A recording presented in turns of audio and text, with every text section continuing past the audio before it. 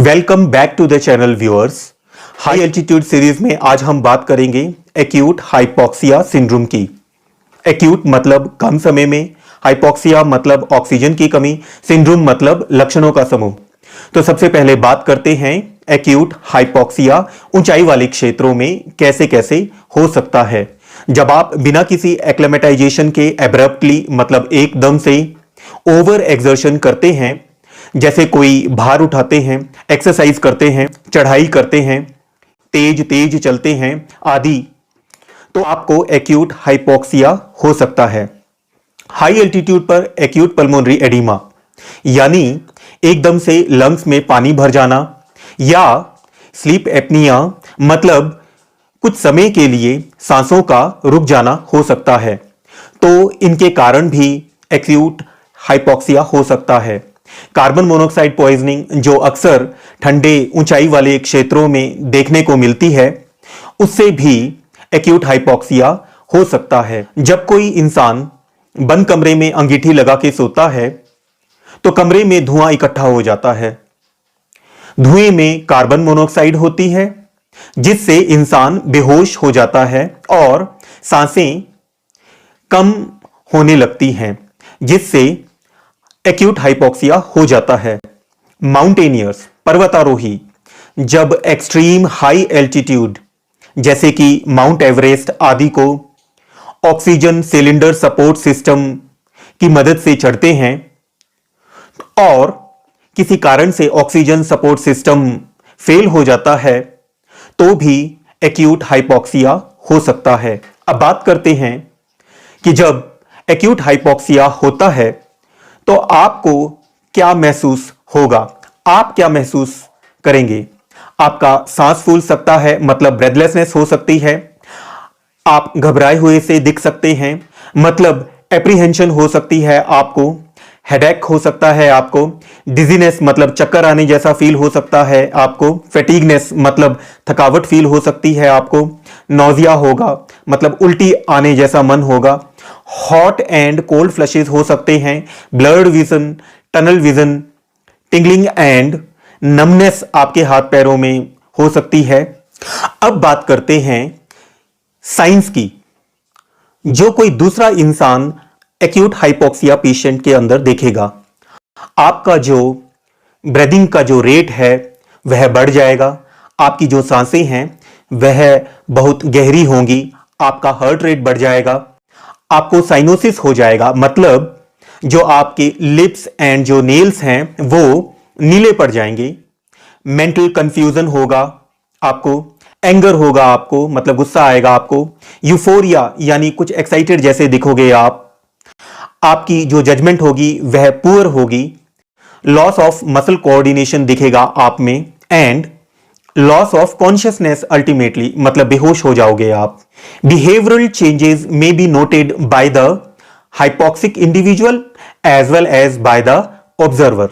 यह कहना बड़ा मुश्किल है कि कब कितनी ऊंचाई पर बिहेवियरल डिस्टर्बेंसेस होंगी।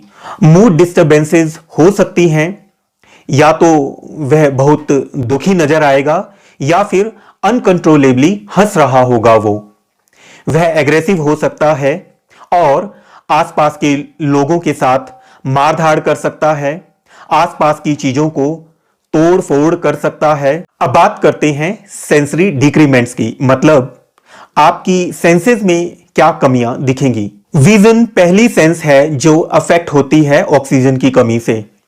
नाइट विजन 1500 मीटर के एल्टीट्यूड से अफेक्ट होनी शुरू हो जाती है। कलर विजन 1500 से 3000 मीटर के बीच में अफेक्ट होना शुरू हो जाती है।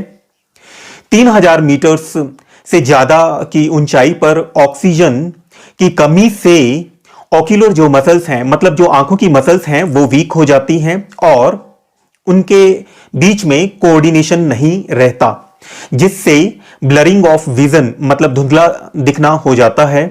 जो रेंज ऑफ अकोमोडेशन है वह कम हो जाती है, मतलब जब आप दूर से पास तक अपनी नजर को लाते हैं तो उसमें प्रॉब्लम आने लग जाती है, जिससे नियर विजन रिलेटेड काम जो हैं उनमें आपको करने में दिक्कत आने लग जाती है। हियरिंग पर हाइपोक्सिया का मोर और लेस ज्यादा असर नहीं होता है।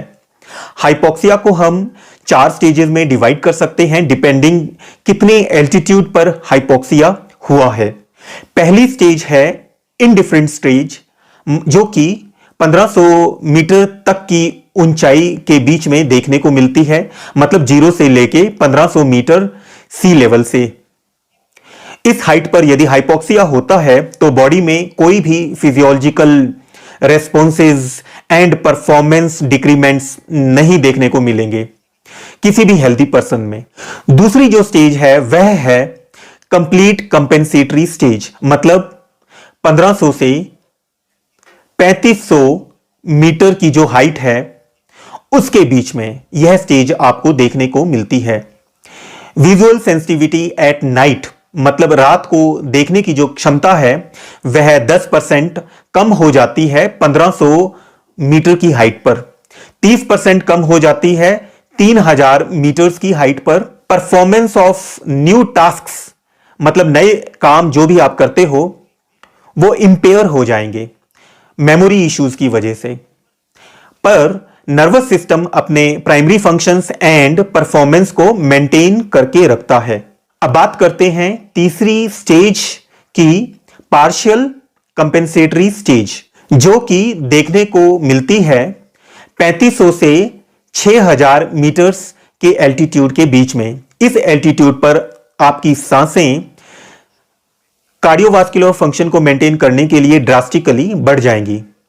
नर्वस सिस्टम, मतलब आपका जो नर्वस सिस्टम है उसकी जो फंक्शनिंग है वह डिग्रेड होनी शुरू हो जाएगी। इस ऊंचाई पर कॉग्निटिव डिस्टर्बेंसेस, मतलब सोचने समझने से रिलेटेड डिस्टर्बेंसेस खास तौर पर देखी जाती हैं। They are characterised by 2 main components. Number 1, loss of self monitoring and cognitive feedback, और जो दूसरा कंपोनेंट है वह है डिफिकल्टी इन थिंकिंग।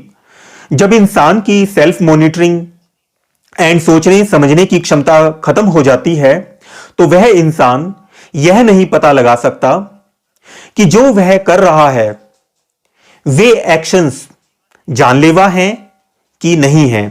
कई बार तो इंसान एक ही काम बार बार करता रहता है और उसको एहसास भी नहीं होता कि उसने ये काम कुछ ही समय पहले कर लिया है। जजमेंट बहुत ज्यादा पुअर हो जाती है और जो उसकी फिजिकल मूवमेंट्स हैं वो अनकोऑर्डिनेटेड हो जाती हैं। ये सब सिचुएशंस बताती हैं कि हाइपोक्सिया सिम्टम्स की जानकारी कितनी इंपॉर्टेंट है।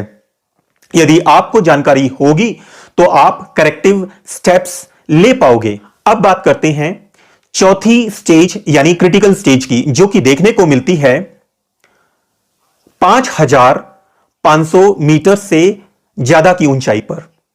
इस एल्टीट्यूड के ऊपर बिना किसी वार्निंग के कुछ ही सेकंड्स में आपकी सारी सेंसेस फेल हो जाएंगी, आपको कुछ भी फील तक नहीं होगा और आप अनकॉन्शियस, मतलब बेहोश हो जाएंगे। तो अब आप समझ गए होंगे कि हमारा जो सेंट्रल नर्वस सिस्टम है वह एक्यूट हाइपोक्सिया के लिए कितना सेंसिटिव है। आपको बस चक्कर आएंगे, सर हल्का सा महसूस होगा, विजन आपकी डिम हो जाएगी और आप बेहोश हो जाएंगे। यदि एकदम से ऑक्सीजन देंगे, रैपिड डिसेंट करेंगे एंड अंडरलाइंग जो कॉज है जिसकी वजह से हाइपोक्सिया आपको हुआ है, जैसे कि acute pulmonary oedema, carbon monoxide poisoning आदि, यदि उसको इमीडिएटली रिवर्स करेंगे तो आप विद इन 20 सेकेंड्स अपनी कॉन्शियसनेस को रिगेन कर सकते हैं और आपको इस इंसिडेंस के बारे में कुछ भी याद भी नहीं रहेगा। तो व्यूअर्स, कैसी लगी ये जानकारी? यदि वीडियो अच्छा लगा हो, जानकारी अच्छी लगी हो तो वीडियो को लाइक शेयर कमेंट करें और हाँ, चैनल पर नए हो तो चैनल को सब्सक्राइब जरूर करें। तो व्यूअर्स, मिलते हैं अगली वीडियो में। जय हिंद।